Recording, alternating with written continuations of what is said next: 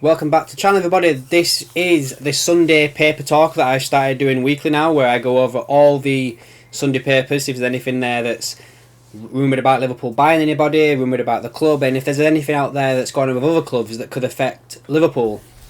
So today, I think there's there's 5 things to go over today that could directly Liverpool involved or could indirectly affect Liverpool.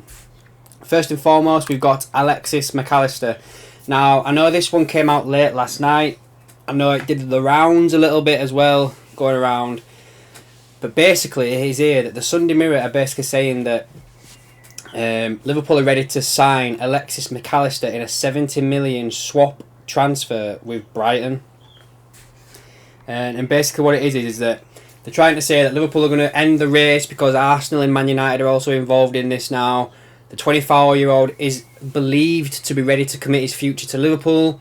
Talks are a long way down the line, and as are negotiations for the 37-year-old James Milner to leave Anfield after 8 years for Brighton on a free transfer. And I guess that's kind of where the swap comes in, because ordinarily James Milner cannot talk to other clubs within our league until the end of the season. So Liverpool have obviously given their permission for Milner to have these conversations formally, shall we say. There's always conversations going on behind the scenes with players indirectly, whether they've got long-term contracts or not, like all around the world. It's just a thing that happens. But if this is going on now, as in to say that we're going to allow Milner to go to Brighton on a free transfer, so then that Brighton could potentially negotiate a deal with us as priority for Alexis MacAllister. Now, 70 million for me, for Alexis MacAllister, could have a negative impact on what we do the rest of the summer window, depending on, it all depends, guys, like nobody knows, depending on how much money FSG are going to give Jurgen Klopp to spend this year. And we've seen that number go down over the weeks. If you've been watching everything, which I kind of try and do as best I can, as well as having a life out of this, it was first rumoured that Liverpool were going to have like 250 to spend this year. Then it were 200. Then it were 150. And then now, the other day, I saw it being smooted around that Liverpool have only got 100 million to spend this year. So if they're going to splurge 100 of that, 70 of that 100 on Alexis MacAllister, then obviously that puts us behind if we're going to go after Ugarte, who, I can't remember what it is, if it's euros or pounds, but I think it's like 53 million for Ugarte, and I can't remember if that 53 is euros or pounds. It's one or the other that I've seen. So then obviously Klopp's going to have to sell somebody to get more money up.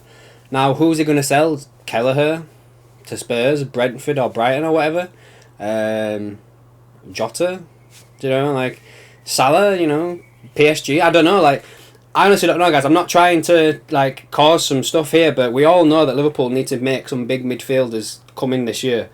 And if we're only being given 100 million plus whatever we sell, and he's going to put 70 of it, if you believe this report, on Alexis MacAllister, where's the rest of the money coming from?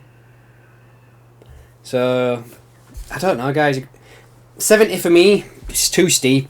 Too steep. I mean, potentially if it's like, say, 50 now with the rest of it in add-ons, then maybe. But if it's straight up 70 million, I don't know, it's a little bit too steep for me, is that one, guys. Let me know down below what you think anyway is a reasonable price for Alexis MacAllister.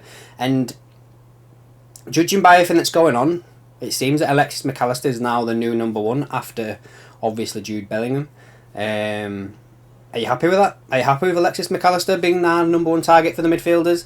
Is there anyone else you'd rather us go for? Let me know down below. So then the next one was, which kind of ties into the last one as well, because in the last article it mentioned Mason Mount and 50 million to Liverpool. So this one here is that Mauricio Pochettino has basically been confirmed, not officially yet, but everyone's doing the round saying it, as the new Chelsea manager. And he wants Mason Mount to stay at Chelsea. And they're on about other targets as well, like Lautaro Martinez, Declan Rice, who I'd like to see at Liverpool. They mention Alexis MacAllister to Chelsea and Emi Martinez as the new goalkeeper for them. But just, yeah, there's that bit there about, obviously, they're after Alexis MacAllister, apparently. I wouldn't believe that too much. Maybe that's just Alexis MacAllister's agent talking. But just the fact that he wants Mason Mount, and obviously we all know that Liverpool are interested in Mason Mount. Liverpool have probably met with Mason Mount a few times now to discuss stuff. Is he up for the move? He probably is up for the move. But as I've said for a few times now, I honestly believe if Chelsea offer Mount what he wants, then he'll stay. The only thing that's a bit sticky with Chelsea at the moment is obviously, now no one again can confirm this, it's just something that we've all seen going around. They need to raise 300 million by the end of next month, and Mason Mount would be one of them players that you'd think would be one that could bring in a decent amount for, do you know what I mean? Amount. Didn't mean that one there. And obviously they've only just signed Christian Nkunku, who's coming in for 63 million from Leipzig. If they're after another striker, like, you know, it says here they're after like Lautaro Martinez or Victor Osimhen, they need to raise funds to be able to sell players. So, I mean, buy players, sorry. So, again, as I say, you're looking at Mason Mount, Conor Gallagher, the goalkeeper, Mendy apparently is on the move. You know, there's a Lukaku, whatever, like... So I'd say we're in good stead of getting Mason Mount as long as he wants the move and he doesn't get offered what he wants at Chelsea. But I have seen a lot of Liverpool fans over the past couple of weeks saying they don't want Mount. And I, for one, honestly believe Mount could be a really, really good player for Liverpool. I think he just needs a change. People are saying he's not playing this season and he's lost his place and stuff like that. Like, there could be some inside politics with that, guys. There really could be, like... You know, he's won their best player of the year for 2 years in a row. So he is a good player. But he's not played much this season. Like, it could be down to injury. Like, I don't know if he's been injured much this season. Like, I don't keep up to news to Chelsea. He could have been injured. Like I say, there could be inside politics going on, saying, well, if you're not going to sign the new contract, then we just won't play you then. So you can't advertise yourself to other clubs. Do you know what I mean? Like, there could be that going on as well. So I'd keep your eye on Mason Mount. I don't think he's probably one of the top priorities. So let's say, for instance, if Alexis MacAllister falls through, I reckon he's probably the fallback for that. Or say, for instance, if we signed Alexis MacAllister and Ugarte at the lowest possible price we could probably get him for, then we could probably go for a Mason Mount as well. So yeah, let's just see what happens with that one. But yeah, that's the Mauricio Pochettino wanting Mason Mount to stay at Chelsea. Next up, this one is reported over in Spain. Basically saying that Chelsea are preparing a record bid for Moses Caicedo. Now, the reason why I'm saying this is because I've got my eye on Casado still. Now, I am in two minds because I can't see Brighton selling two of their star players in the same window. Not just necessarily to the same club, because I don't really think they care what club they go to. The only thing is I can't see them selling both their star midfielders in the same window. I just can't see it happening, guys. Unless they're given like an absolutely ridiculous offer. And it says here that apparently Chelsea are going to offer 80 million euros, which is a lot less than the money that Arsenal were offering back in January. And he has signed a new contract. Does that contract have a release clause in it? I don't know. Maybe because I am seeing a lot of this 80 million euros surrounding Casado. Maybe that is the release clause that would trigger it for him to be able to move on. So, again, he is a player I would like to see at Liverpool take over that Fabinho role. If we can't get Ugarte, for instance, I'd say that Casado is someone I'd also look at as well. He probably would be a little bit more expensive than Ugarte. So, again, it all depends on how much money Liverpool have got this season to spend. But again, let me know down below, guys. Who would you rather have, Ugarte or Casado, to take over from the Fabinho role?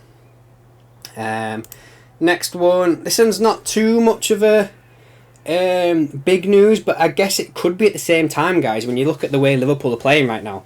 So, the Echo have basically said that Liverpool have agreed a new contract with young defender Isaac Mabaya, if that's how you pronounce his last name. Now, I remember seeing this guy playing pre-season last year and he had an injury. He prominently played at right back, but obviously, as you know, right now, Liverpool, for me, don't play over right back. They play with three centre defenders, and Trent joined in as the six.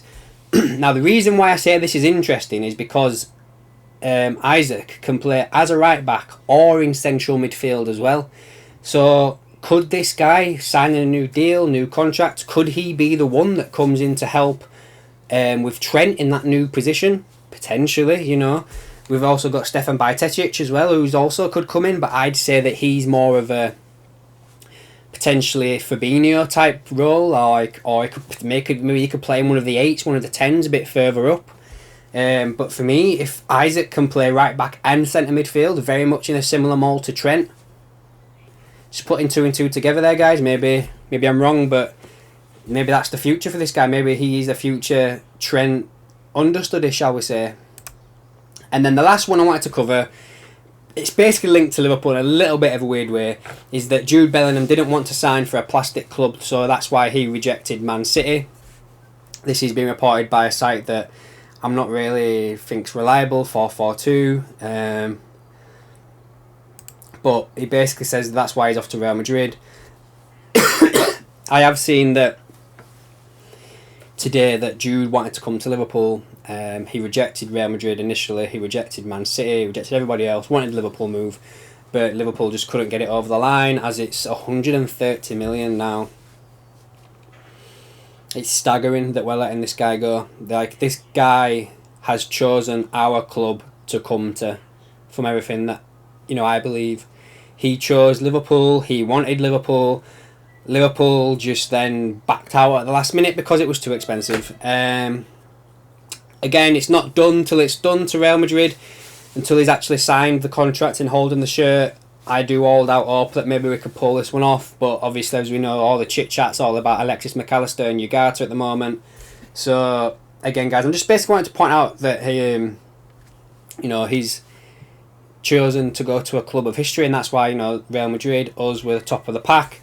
I did see something interesting as well today, guys, that apparently his brother is going to Sunderland, Job, and a lot of the I don't want to use the same word again, but a lot of the chatter around Job is that apparently he's a lot better than Jude was at that age. So, and I think Sunderland are they're either in the playoffs, aren't they? So we could see Job in the Premier League next year. So just let's keep our eye on that one. Maybe we might have missed out on Jude, but maybe we end up with Job. Who knows, guys? Anyway, that's been Paper Talk for this week, guys. I hope you've enjoyed it. I wanted to do a video about the embargo section that came out of Klopp's press conference, but he didn't really touch on much apart from just Darwin Núñez. And if Darwin Núñez had played with us when we had a good season, he probably would have scored more goals than what he's got now.